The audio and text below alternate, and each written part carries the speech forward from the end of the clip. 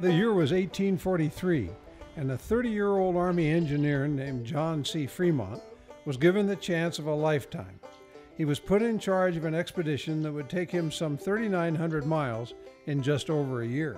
This is virtually the western side of the United States. The expedition left in, I think, May 29th, 1843, from the little town of Westport, which is really Kansas City. The whole mission was set up to map the Oregon Trail. It was by a fluke of illness Fremont was tapped to replace the man originally chosen to lead the expedition. Fremont had been appointed to the newly created Army Topographical Corps of Engineers, where he did government and railroad surveys. He was married to the daughter of Senator Thomas Hart Benton and had never been to the Pacific Northwest. The region was known as the Oregon Country and wasn't yet formally claimed by either the British or the United States.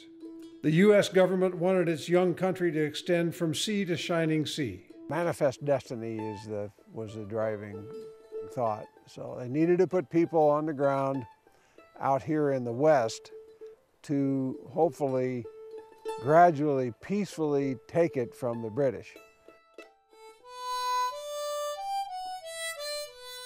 Of course, the potential settlers would need a map of the Oregon Country, and that's where Fremont came in. His orders were to map the Oregon Trail from Missouri all the way to the Columbia River, then turn around and head home. By the time the explorers arrived in the Dalles 6 months later, winter had the Oregon Country in its grip, so Fremont came up with a plan of his own. So John Fremont and the expedition are sitting at the Dalles, and it really is getting to be winter. He decides, instead of heading back the same way he came, back the Oregon Trail, he decides just to head down south through Oregon. There is some speculation by scholars that have tried to determine what was in his mind at the time, but the fact is he turned south, and we have a really nice piece of history of the expedition coming right down through here and through Oregon.